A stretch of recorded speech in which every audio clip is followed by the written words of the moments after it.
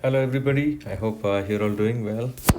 So today we're going to look at a very short concept to talk called as distributed loading, or what is more commonly appropriate to us, which is called as uniformly distributed loading. Okay, so uniform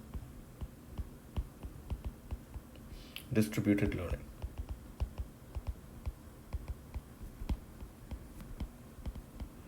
Okay, and here is an example, as you're seeing, the figure which I have already drawn because it can be a little time consuming, is an example of a uniformly distributed pressure loading. Okay, so this figure shows a plate. Okay, so a plate with a uniformly distributed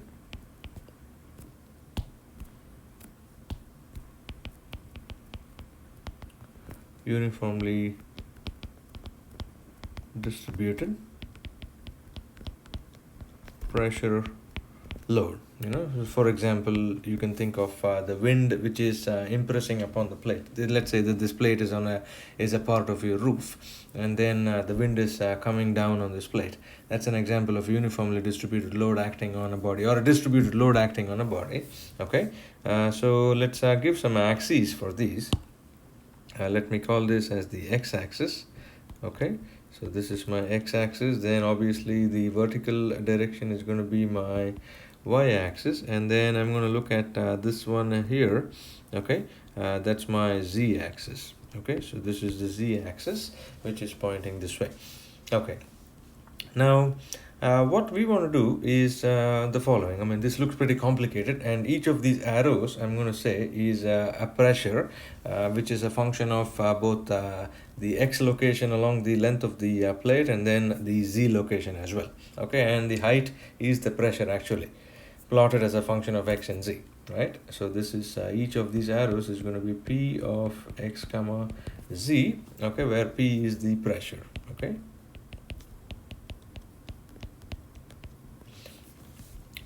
now, when we say that this is a uniformly distributed load, what do I mean by that? Here is what I mean by that. At a given x location along the length of the beam, you see that the pressure loading is constant along the width of the beam. Okay, so for example, if I choose, let's say this is x is equal to 0. Okay, let's say the total length of the plate is x is equal to L. So the total length of the plate, I'm going to say, is length of L. Okay, let's maybe write this down and give the dimension of this plate here. Okay, I think it will be useful to us. Once again, trying to draw straight lines. I guess it's now something that you're used to. All right, so this is the total length x and the length L, and then my x dimension starts from here. Okay, so this is x is equal to 0 location, x is equal to L location. So for example, if I'm looking at the x is equal to L location, you see that the height of these arrows is going to be constant along the z direction. Such a loading is called as a uniformly distributed loading. Okay, so I'm going to write this down here. So at a given x location along the length of the plate or a beam, okay, the pressure load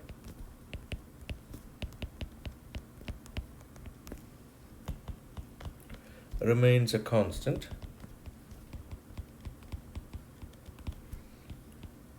along the width of the beam of the plate, or along the z direction.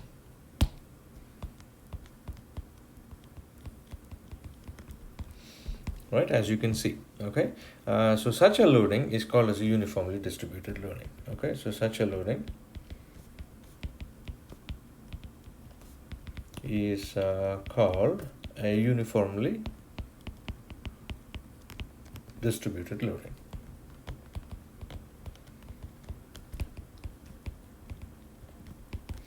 Okay, so I'm going to underline this,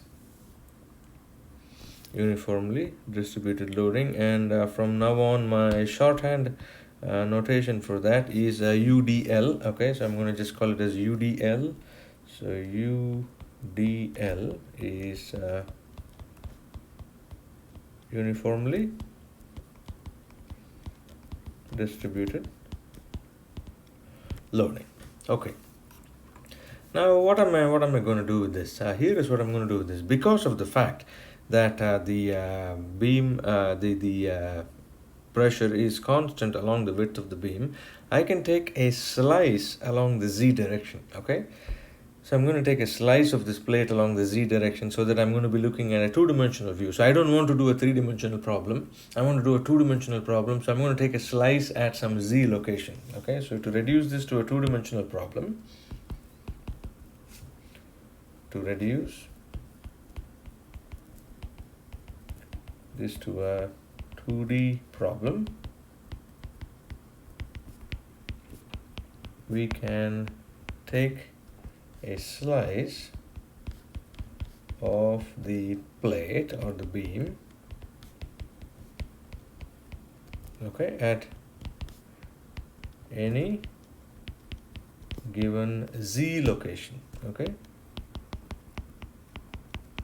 and the figure that we obtain is going to be the same at all z locations, okay, and the figure, the 2D figure so obtained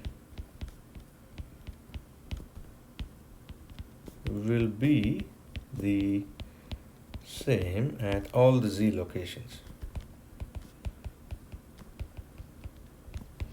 Okay, what I'm saying is you have this complicated figure here. Now take a scythe and then slice it, parallel to the xy plane at any z location, so that you will be seeing only the xy plane.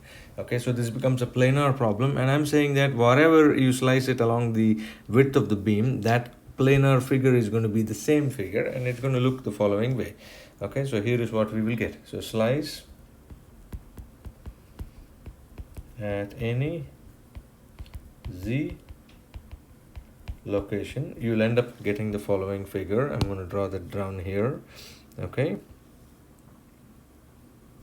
now I had the pin here, which was supported to the ground, as you remember,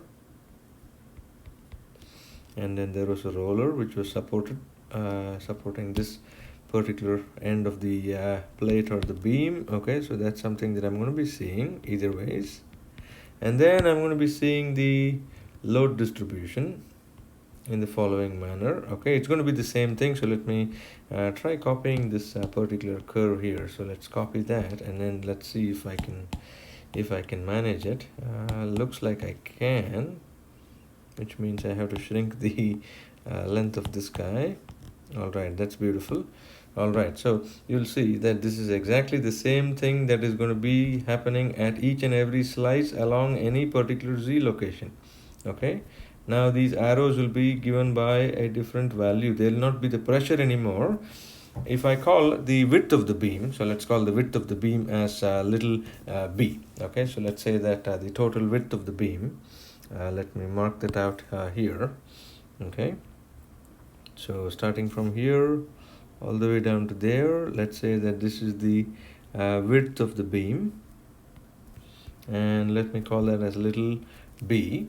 Okay, now the arrows that I'm going to be drawing are now going to be given by the product of the pressure and the width of the beam, and they're going to be called as the load intensity. Okay, so b is the beam width, L is the length of the beam or the plate. I'm just using it interchangeably. Okay, so in this situation, as I slice it at any z location, the plate width is equal to b along the z direction. Okay, this is the figure I'm going to end up getting, and each and every one of these arrows, and I can mark the x and the y axis here. So this is still going to be my x axis. Okay, so this is the starting location where x is equal to 0. This is the ending location where x is equal to L. Okay, and then this is the arrows that you're seeing. Each of these arrows, okay, is going to be given by the following. Okay, this is of course going to be here, each of the arrows. So if I look at this arrow, this is going to be p of x comma z multiplied by the width b. Okay, this is at some x location. This is, for example, P at x is equal to L comma Z multiplied by the width of the beam. Okay, and this is going to be P at x is equal to 0 comma Z multiplied by the width of the beam. Okay, so in each of these cases I'm taking the pressure and then multiplying it by the width. Okay, and these arrows have a special name. This is called as a load intensity. Okay, so the product of the pressure P of x comma Z with the beam width B is called the load intensity, which is now going to be called as W of x. Okay, so this is W at any x location. Okay, so this is the load intensity at some x location. Okay, so which means that at any x location in the 2D figure,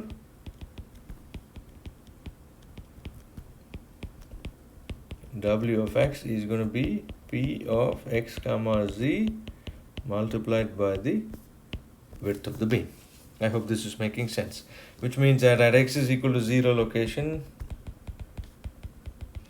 then the load intensity is W of 0, which is going to be given as P of 0 comma Z multiplied by B. Okay, and of course there is no dependence on Z here because the Z is anyway held a constant.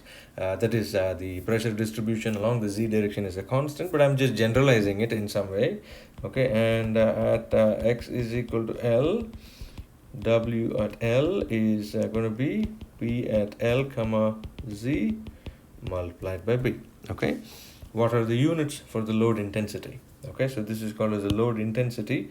Let me write this down. So these are all the load intensities.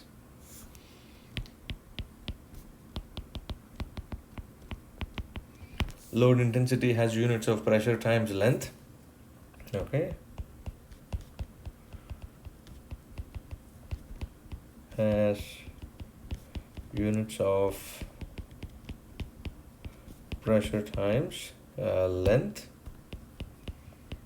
Okay, so typically if I say pressure is force by area, so this is newtons per meter square, then length is in meters, which means that load intensity is going to be in units of newtons per meter, or it's going to be pound per inch or pound per feet, etc. Okay, so units of load intensity is force by length. Okay, so which means that units of load intensity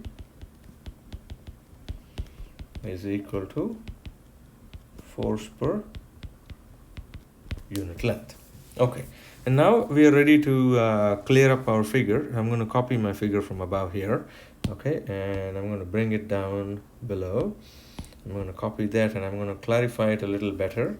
Okay, so I'm going to bring this creature down here with your permission.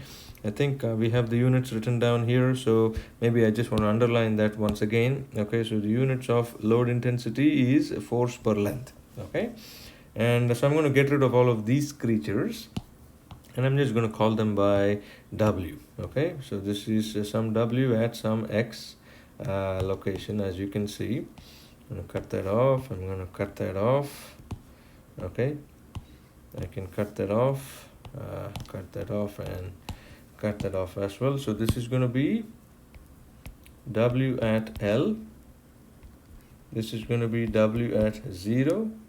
And this is going to be W at some X.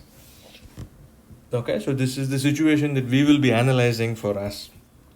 Okay, and this will be the beam or so or whatever that we will be looking at. Okay, all right. Now the idea is this, I have this really complicated looking figure, and this distribution that you're seeing is called as a load distribution. Okay, so this curve that you're seeing, let me also write this down. So this is called as the load distribution curve. Okay, and this is the same thing that you're seeing here as well. Okay, so this curve is called as the load distribution curve. Okay, the idea is this. Okay, this looks like a complicated picture, right? Which means that I want to take this picture and I want to reduce it to a simple situation. Okay, so the aim now is we went from 3D to 2D. That was great, but then can I reduce it even more? Can I simplify it even more? Okay, the idea is to reduce the distributed load to a single equivalent force. Okay, so that's my whole ball game from now on. And so here is the situation. So I'm going to draw this one. I'm going to take this guy here. Okay, that was a disaster. I'm not sure what happened there. Okay, I'm going to draw, take this creature here and copy that, and then say, okay, hey, this was what I had originally to begin with. I'm going to cut that off, and I want to reduce it to the following situation. Okay, so I want to once again copy this. Apologies for copying and pasting multiple times, but here is what I want to do. Okay, I want to cut that off. I want to cut that off, and I want to cut that off. Okay, and usually I typically don't show any of these things as I am reducing it to a single resultant force, but here is what I do show you. The idea is, okay, hey, I had a distributed load here. I'm going to mark it as a dotted line. This was the actual figure, the loaded figure. Okay, so with the load distribution,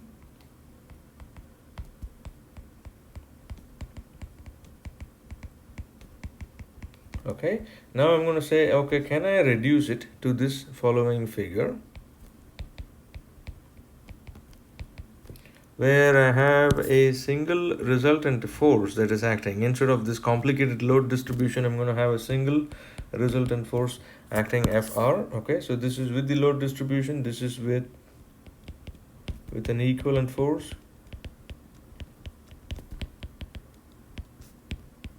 Fr. Okay, so these are the two situations. I want to see how do I get it from here to there. And that's my whole ball game here. And of course, I'm not going to be doing the derivation. I'll be posting that on your class page. We will spend time doing other things in particular on this situation here. So there are a couple of things. I want to reduce this distributed load onto an equivalent force Fr. What are the things I need to do? So two questions that I need to answer. Okay, so to reduce the load distribution to a single equivalent force, and you agree with me, right? I mean, obviously it looks much easier for me to solve a problem where I have a single force than this complicated distribution of the load. And who wants to deal with this complications, right? I want to deal with simplicity. Okay, so to reduce the load distribution to single equivalent force, two things we need to know is, okay, what is the value of Fr given a certain load distribution curve.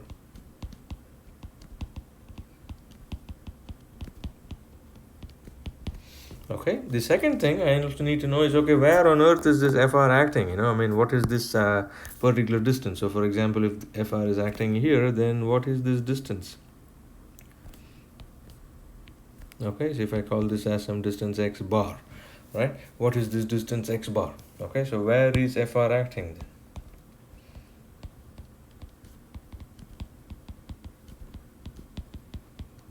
On the body. Okay, the third answer obviously is, what is the direction of Fr? Or the third question.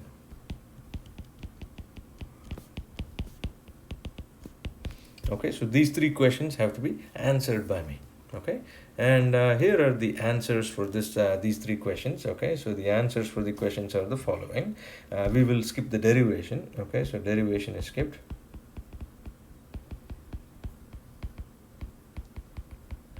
and post it on class page. Okay, because my aim is to do other things with this particular idea. Okay, so here is the answer. So the force Fr, which is the single or the equivalent resultant force, that's typically how we call it, equivalent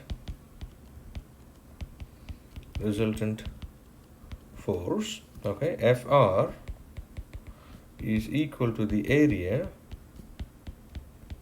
under the load distribution curve.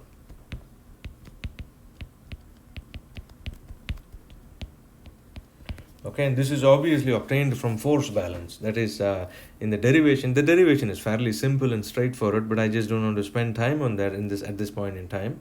But the basic idea is I'm going to do force equivalency and moment equivalency. That is, if I look at these two figures here, right, this figure on my right is the same as the figure on my left because they're the same body. All I'm doing is, instead of the complicated force, I'm reducing it to a single equivalent force or a single resultant force. And how am I achieving that is by saying, okay, hey, sum of forces is 0 in the figure on the left, which means the sum of forces in the figure on the right also has to be 0, and then sum of moments about any point has to be 0 on both these figures, and both these figures are the same problem, so I can equate the two. Okay, so this is how the derivation is done actually. Okay, we're just not doing it here, that's all. So that's the first thing. The second thing is that the force Fr has a line of action that passes through the geometric center or centroid of the load distribution curve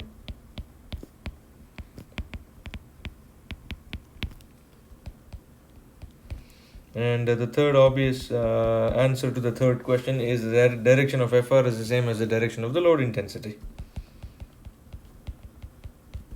Direction of Fr is the same as the direction of the load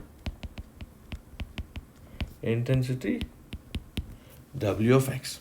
Okay, so this is essentially what we have. And so these three questions have to be answered at each and every point on any particular problem. And let's take a couple of examples, okay? So let's see how we can use this for an example. So example, there are typically two types of loadings that you're going to be seeing. One is called as a rectangular loading. Okay, so rectangular loading, load distribution curve. Okay, so this is the first example that we're going to be considering. Okay, so in this case, here is the situation that I have. Okay, I have a beam with one end pinned to the ground and the other end supported by means of a roller.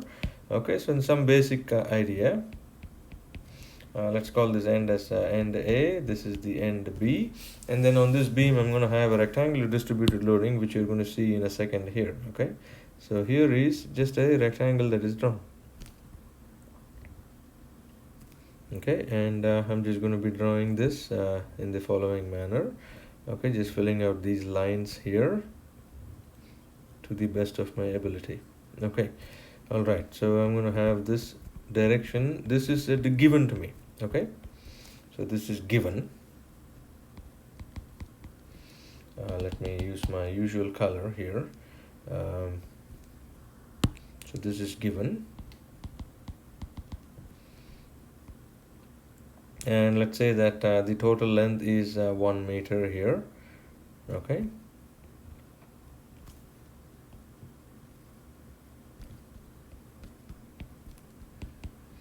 and since the load intensity is the same at all points, right, here you can say that let's say, so this is x is equal to 0 location, right? Let me maybe write that out here. So this is the x is equal to 0 meters, this is x is equal to 1 meter. Okay, So which means that this load intensity is W at 1, and this load intensity is W at 0, and this load intensity is W at some X location. Okay, and I'm going to say that, okay, since this is a rectangular distributed loading, the load intensity is the same at all the locations. Okay, so same load intensity, same W of X value at all X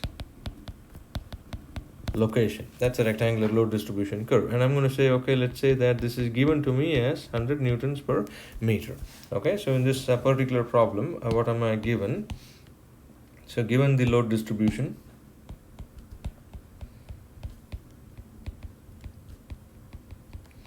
with load intensity W of X is equal to 100 Newton per meter at all X location. Reduce this to a single equivalent force Fr. Okay, so this is the situation that I have. And so how do I write this problem up? I'm going to copy this creature. Okay, hopefully I've copied all of it. So I'm going to copy this, and I'm going to bring this, let's say I'm going to bring this down here, and I'm going to clean it up a little bit by saying, okay, hey, W of X is 100, this is W of 1, this is W of 0, and so on. And I'm going to probably, well, let's say I maybe have to draw it again. So I'm going to take this, and I have to replace it by a single equivalent force. So the first thing is I draw my beam here. Okay, I had a pin support at this point. Forgive my pin support, it looks a little not as good as my usual pins. Okay, and here is the roller support. I'm not too worried about the pin and the roller supports here. This is A, this is B, and the total length I know is 1 meter, so I can just grab that dimension and then copy that and then paste that down here. Okay, so that's 1 meter right down there. Okay, all right, now what I'm going to do is this. Okay, hey, I initially had this rectangular distribution. Okay, my aim is to get rid of it. So usually, most of the times, here is what I do. I draw the rectangular distribution but as a dotted line. Okay, so that I say, okay, instead of that rectangular load distribution, I have to reduce it to this particular figure here, which means that I have to draw a force Fr. Okay, so the aim is, okay, what is Fr? How do I find Fr? Fr is the area under the load distribution curve.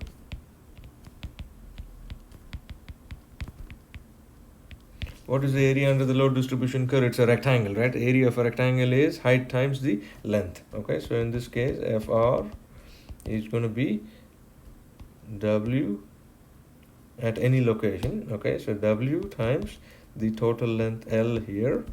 Okay, this is because for a rectangular loading,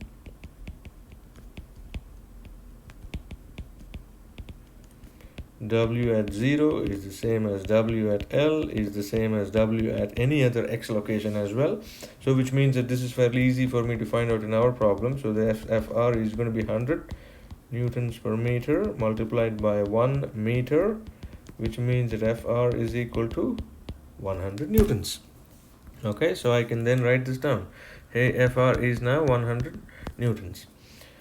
What is the direction of Fr? The direction of Fr I have already marked. It is pointing in the same direction as the load intensity. That is the second thing. Okay. Direction of Fr is the same as direction of W of X. Okay, so which is pointing downwards. The third thing is location of Fr. Okay, geometric center of the load distribution curve.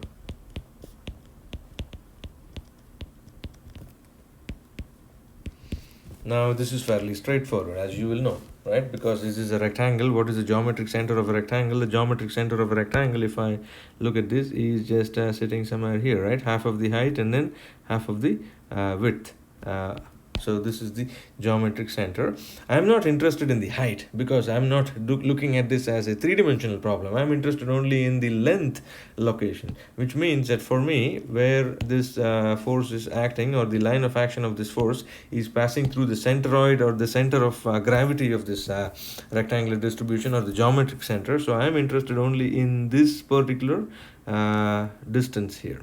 Okay, so this distance where the force is acting, as you can see, is going to be equal to 0.5 meters. Okay, so I can write this down. So this is going to be, okay, 0.5 meters from x is equal to 0 meter, or x is equal to 1 meter location. Okay, this is because the geometric center of the rectangle is right at its center.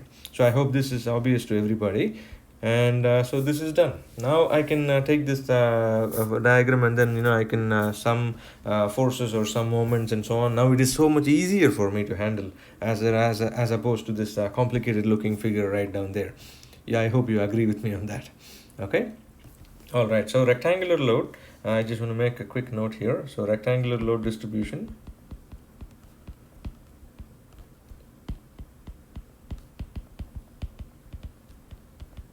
Okay, the location, or the geometric center, or the line of action of FR is going to be at a distance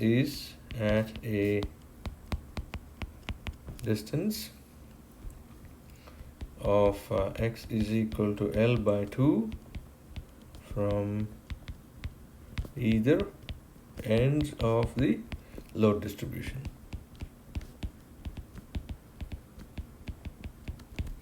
Okay, and so then my idea is, okay, after simplification, this FR has been obtained here. Okay, so this is essentially what I'm saying. This is one type of a load distribution, and once again a brief recap. I have this load distribution. I don't want to deal with that load distribution. I want to get rid of it. I want to replace it by a single equivalent force. How do I do this? FR is area under the load distribution curve. Area of a rectangle, height times length, which is W times L in this case. And why am I saying it's W times L? Because W of 0, W of L, and W of X are all the same. Then I say, okay, hey, where does it act? It is acting at the geometric center of the rectangle, which is at the center of the rectangle, which is at a distance of x by 2 from, or L by 2 from either of the locations, either end A or end B, whatever is the span of that distribution. Okay, and then what is the direction of FR? Is the same as the direction of W of X. That's the first one. Then let us look at the second one. The second most common type of distributed loading is a triangular distribution. Okay, so here is this is the first example. Okay, and the second example is a triangular load distribution.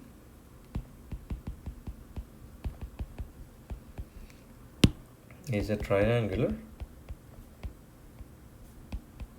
load distribution.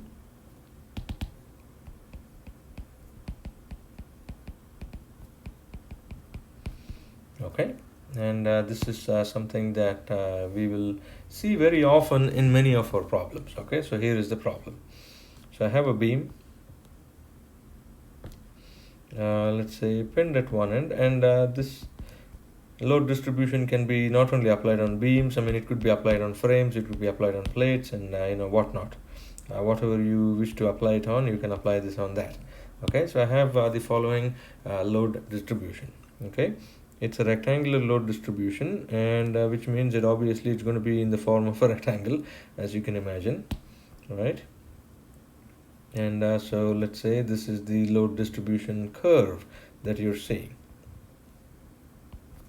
Okay, it's in the form of a rectangle. So maybe I need to make that statement down on the triangle as well, rectangle as well here. So this is the load distribution curve is in the form of a rectangle. Okay, so here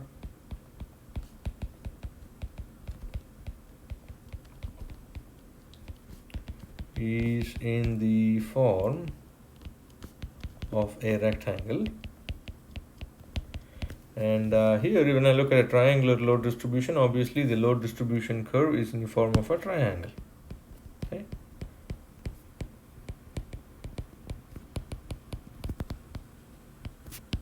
Is in the form of a triangle.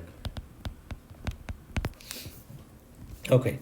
Now, interesting things are going to happen here. Okay, so let's call this as the total length of the triangle. In this case, let me say that the total length is some 3 meters. Okay, just so that we have something that we can work with. So this is the x is equal to 0 location, and this obviously is going to be the x is equal to 3 meter location, right, as you can see. And so you obviously see that if you have a triangular load distribution, the load intensity is a linear distribution. It's increasing linearly from 0 to a maximum. Okay, so in this case, I can say that W at x is equal to 0 is equal to 0, and W at x is equal to L, which is 3 meters. Okay, so let me just call it as W at 3 meters, okay, or 3. And let's say that this is given to me as 150 newtons. Okay, and or just to make my life simpler, let's call this as 200 newtons. Okay, so let's say that this is given to me. So I'm given the load distribution in the form of a triangle.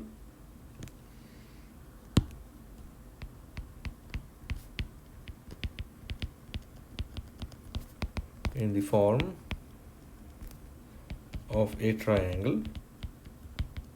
That is the first thing. Second thing is the load intensity at the largest height of the triangle, at a largest location of the intensity, is given to me as 200 newtons per meter. Okay, I'm sorry, this has to be newtons per meter. Okay, and this is typically the case. I mean, you can also see where a situation where things could be reversed. I mean, that is also completely fine. It is just that either one side or the other side will be given to you, or even if I'm given something in the middle, I can make use of similar triangles and then find it out. Okay, for example, if I have a location, let's say this is some x location. Okay, let's say that this is the location at some x, and which means that this is W at x. Because of the fact that this is a linear distribution, I can also say that W of x divided by x is equal to W of L divided by L, which means that W of x is equal to W of L times x by L. Okay, this is because it's a linear load distribution. Okay, which means that at x is equal to 1.5 meters, then W of x is going to be half of whatever I have. That's going to be 100 newtons per meter. Okay, this is not necessary, but this is something I just want to let you know. Okay, here I have made use of the idea of similar triangles.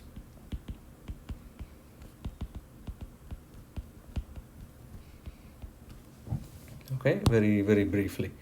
Sometimes, just to mess with you, people will not give you the load distribution at one end or the other end. They might just give you some at some arbitrary location, arbitrary x. What are you going to do? Well, I'm going to use similar triangles. It's not a big deal, right? My life has not come to a stop. Okay, all right. So if this is the case, I need to reduce it to a single equivalent force. So I'm going to take this figure here. Please bear with me for 1 minute. Okay, I'm going to take that figure here, and my aim is to reduce this to the following situation. Okay, so I want to take this and I want to reduce it to the following situation. I'm going to draw the beam. Okay, and here is the pin support, and here is the roller support. Okay, and then instead of having the distributed loading, I want to have a dotted line that signifies, okay, hey, there was this distribution present, but instead of that distribution, I'm going to replace it by a single resultant force or a single equivalent force. Okay, so this was the distribution, but instead of the distribution, I'm going to replace it by a single equivalent force. Okay, so which I'm going to call as Fr. Okay, and my aim is, okay, hey, what is Fr? How do I find Fr? Okay, and then I know that this total length here is 3 meters. Okay, so that is given to me.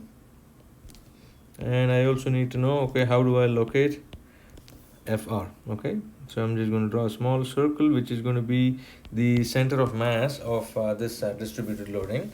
So first of all, how do I find Fr? Fr is the area under the load distribution curve. So Fr is going to be the area under the load distribution curve.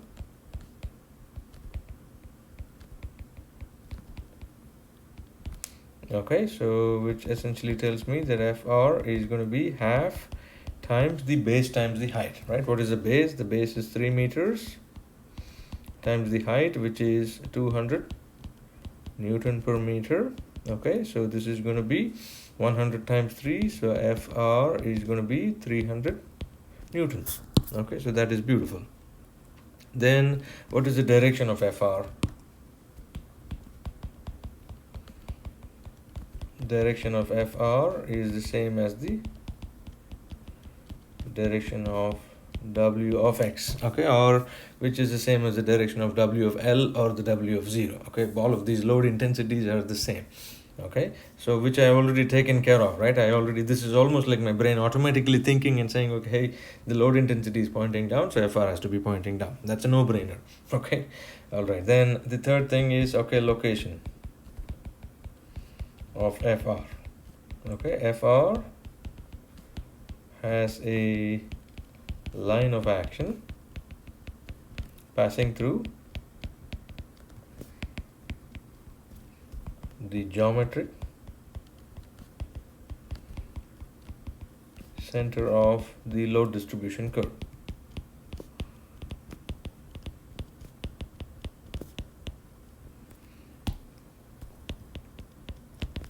Okay, what is the geometric center of a triangle? Okay, so for a triangle, this is something that we will derive when we look at the idea of centroids in a couple of weeks' time. But we will look at this when we look at centroids.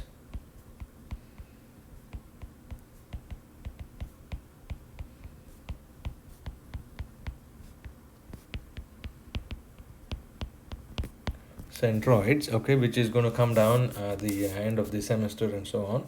But in the meantime, here is what we do. If I'm given a triangle, okay, now the geometric center of this triangle, I'm just going to draw it as a small circle here. It's always going to be leaning towards the heavier side of the triangle. Okay, so this is called the pointed end of the triangle. Now let me write it properly. Okay, so for a triangle, here is what I typically want to point out. If the total length is L, okay, so let's call this total length as L. And this is something you may have come across in your basic physics classes too at some point. If not, that is fine. I'm just going to show it to you anyways again here. The centroid of a triangle, the geometric center of a triangle, is at a distance of 2 times L by 3 from the pointed end of the triangle. This is something you got to remember. Okay, so I'm going to mark this first here, and then I'm going to write this down. This is at a distance of 2L by 3 from the pointed end of the triangle. Obviously, this remainder of the distance is L by 3 if you want. Okay, so remember this information.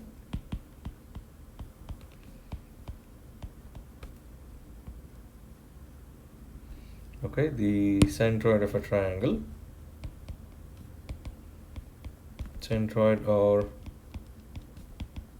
geometric of a triangle, a right triangle, I should say that, of a right triangle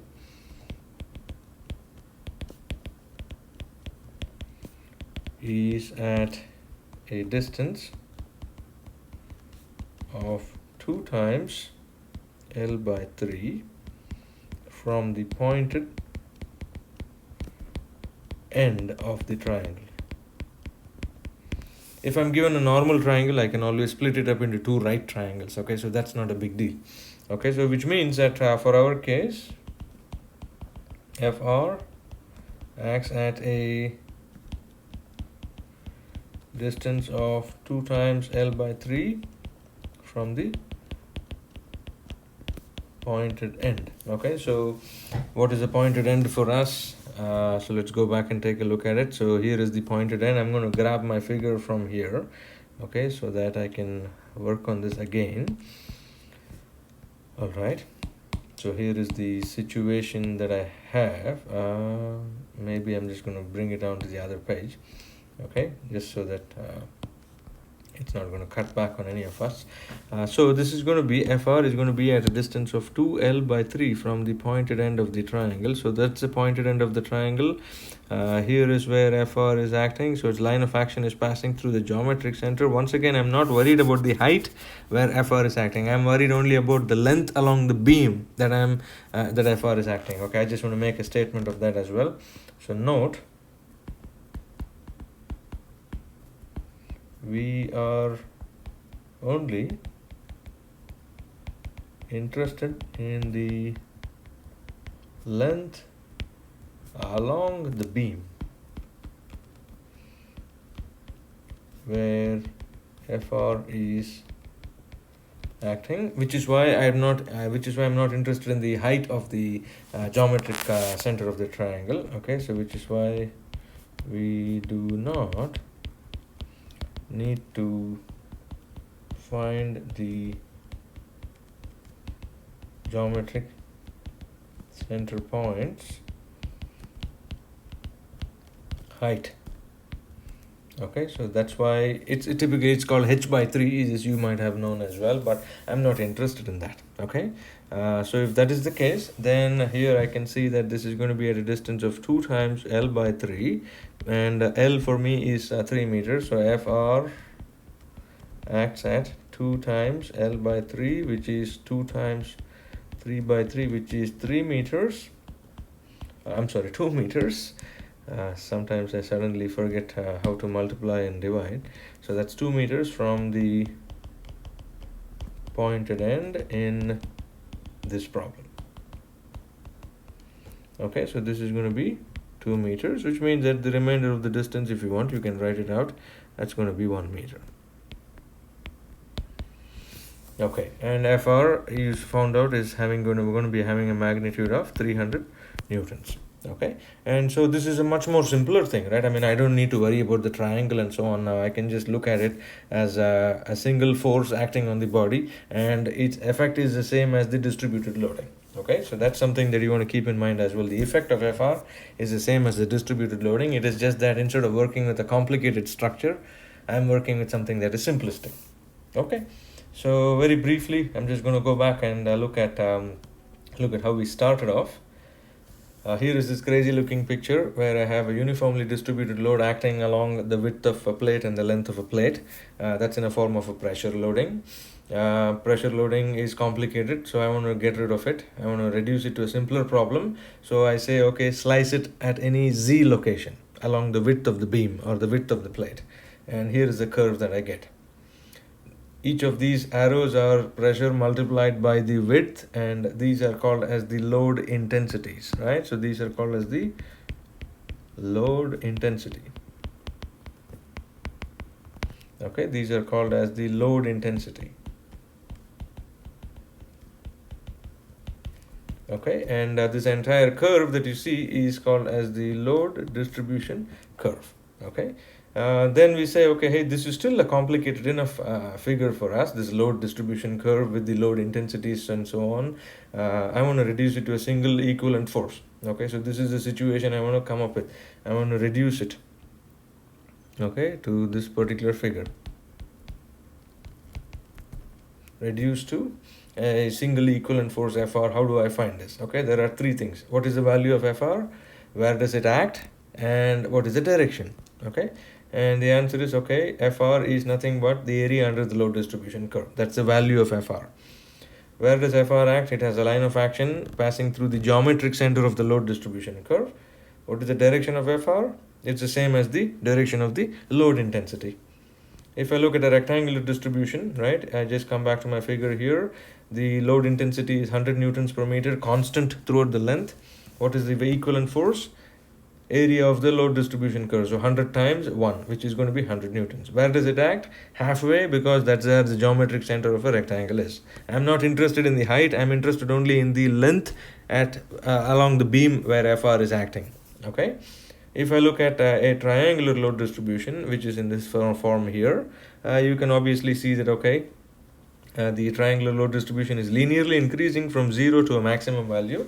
Typically, you will be given the maximum value. If not, you can always use the idea of similar triangles as I have shown here. Okay, how do I reduce it to a single equivalent force, which we have done here, is by saying, okay, hey, Fr is nothing but the area under the distribution curve, which is half times base times height. And then what am I going to see next is, okay, where does it act? It's going to be acting at a distance of 2l/3 from the pointed end of the triangle. This is something I want you to remember. Okay, I have written this down. Please remember, this is going to be from the pointed end of the triangle at distance of 2l/3.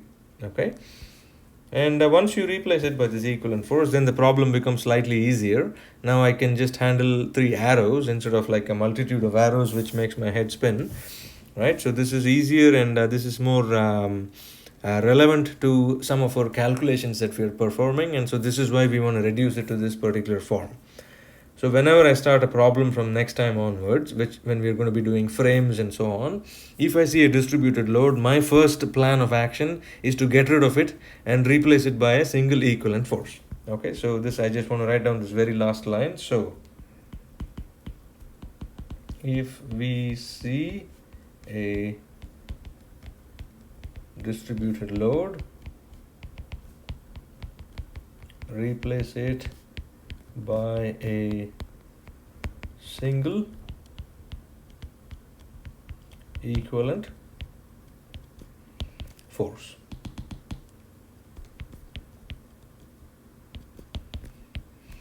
All right, and may the force be with you. Okay, take care of yourselves.